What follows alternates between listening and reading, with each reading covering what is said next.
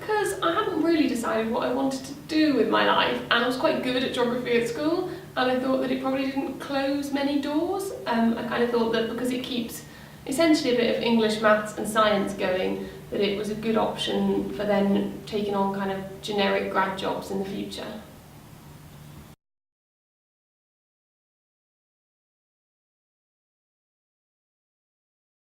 Started thinking about it probably at the end of second year, early third year, and I think I'd already eliminated a few things that I didn't want to do. So I'd done the career module in second year and decided teaching wasn't for me. I'd done that. So I thought about the skills that I'd got. So I thought I was really interested in social geography, and that was predominantly about the people and that kind of thing. So I thought that a job sort of focused on that was going to be the right thing for me.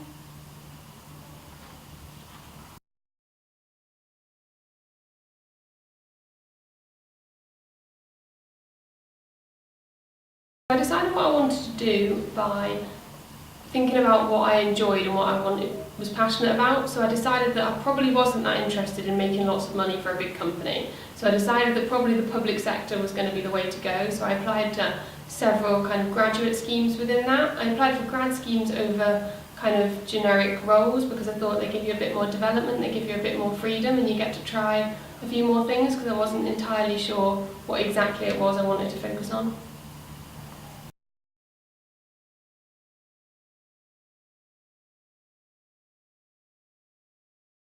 So I'm on the Civil Service Fast Stream, and I applied for that in third year of university and failed the application the first time around, and then I applied again a year later and passed all the assessments. So what I did was I built on the areas that I had experience in and the things I didn't. So as a student I had a part-time job as a personal carer, and that gave me quite a lot of good examples, but what it didn't give me was any kind of office experience. So when I finished my university degree, I went and did some temping jobs in different offices, just kind of firstly check that an office job was going to interest me, because I know some people that's their worst nightmare, and I sort of thought that did interest me, but then I wanted to focus more on a certain area, and I decided that HR was for me because I was really interested in the people aspects of things, and that's quite similar in lots of different organisations.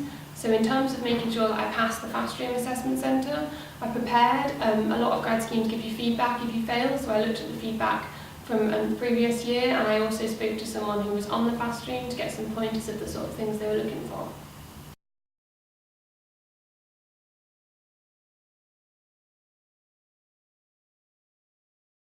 In the civil service, the first job I had was in Pay and Reward in the Ministry of Defence, and I'm now a business partner in DWP, so I've had two different jobs.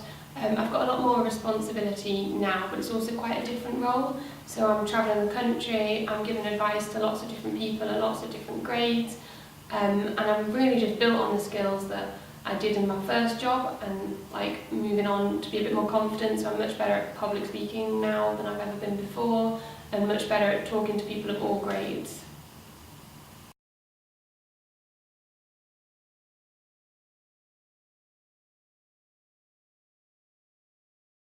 I think the most difficult thing I faced in my career was actually getting onto the programme and understanding the expectations of it.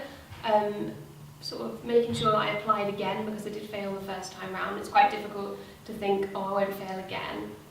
So just making sure that I was prepared and actually seeing the application process all the way through, and then just managing the expectations of what the job would be at the end of it, because I worked really hard for it. So I'd say that was the biggest obstacle.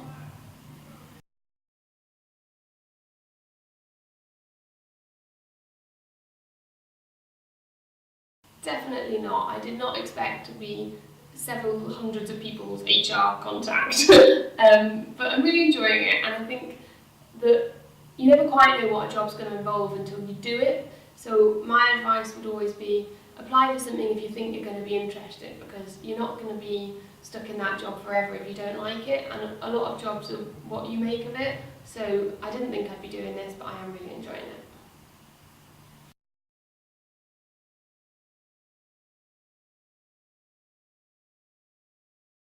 So in 5 years' time, I should have finished the grad programme, which is actually this summer. So I'm hoping to get a promotion in the summer, and then just build a bit of breadth of experience in HR. I'm currently in the government, but I'd quite like to try the private sector as well to kind of get some different experiences and see where I'd like to kind of take my career from there. But probably still in HR, but try some different areas within that.